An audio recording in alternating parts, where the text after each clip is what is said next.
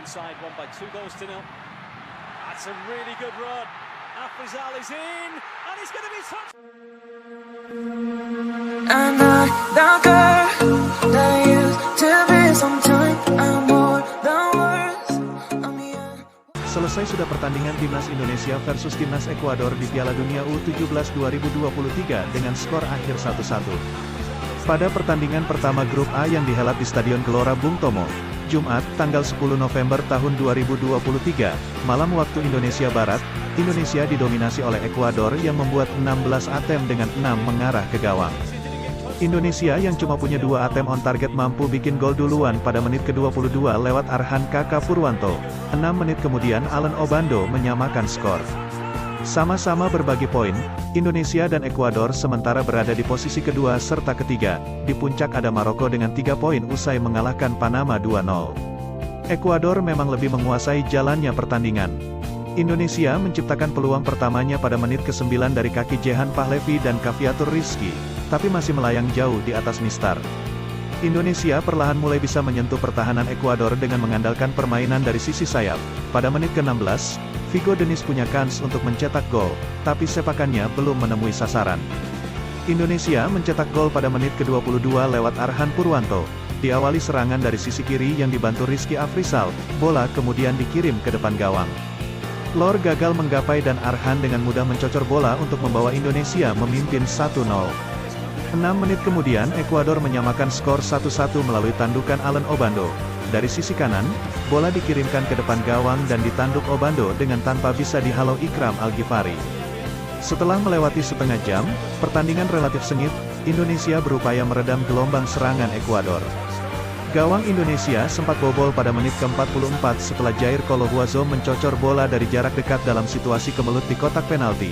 Ikram sempat menepisnya tapi malah masuk ke gawang. Selebrasi Ekuador cuma bertahan sesaat setelah gol itu dianulir VAR, karena Kolohuazo terjebak offside. Skor 1-1 menutup babak pertama Indonesia-Ekuador. Di babak kedua, Indonesia coba mengambil inisiatif serangan di awal, umpan terobosan ke kotak penalti nyaris digapai Arhan andaikan tidak cepat digapai Lor. Ekuador juga hampir menjebol gawang Indonesia pada menit ke-54 ketika crossing ke tiang jauh disundul Obando menuju depan gawang. Michael Bermudez coba menggapai bola tapi sepakannya melebar, setelah diganggu bek Indonesia.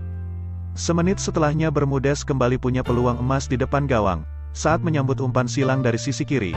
Sayang, bola sontekannya tidak menemui sasaran.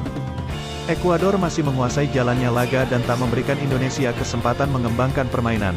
Mereka bisa mengancam gawang tuan rumah pada menit ke-72 saat Bermudez menanduk bola umpan silang dari sisi kanan dan bisa ditepis Al-Ghifari sebelum ditangkap. Indonesia akhirnya bisa mengancam lagi pada menit ke-74 yang merupakan peluang berbahaya pertama di babak kedua ini. Berada jauh dari kotak penalti, Hanif Ramadan menembak bola yang jatuh di depannya meski masih melebar dari gawang. Ekuador hampir bikin gawang Indonesia bobol andaikan Santiago Sanchez pada menit ke-80 tak mengarahkan bola umpan rekannya ke mistar gawang. Tapi, peluang itu akhirnya dihitung karena terjebak offside. Pemain Ekuador Kenny Arroyo mendapat kartu kuning pada menit ke-85 karena dianggap diving, saat ditackle Welber Jardim. Al-Ghifari kembali menyelamatkan gawangnya dari kebobolan pada menit ke-88.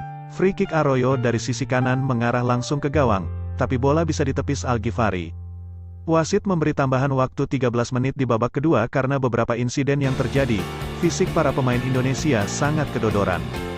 Al-Ghifari masih sigap untuk mengamankan bola sundulan pemain Ekuador dari situasi corner. Ekuador terus berupaya menambah gol di sisa injury time yang terbilang panjang, tapi tidak ada gol tercipta lagi sehingga laga selesai 1-1. Secara tim permainan Indonesia cukup baik, namun kendala ada pada fisik para pemain Indonesia.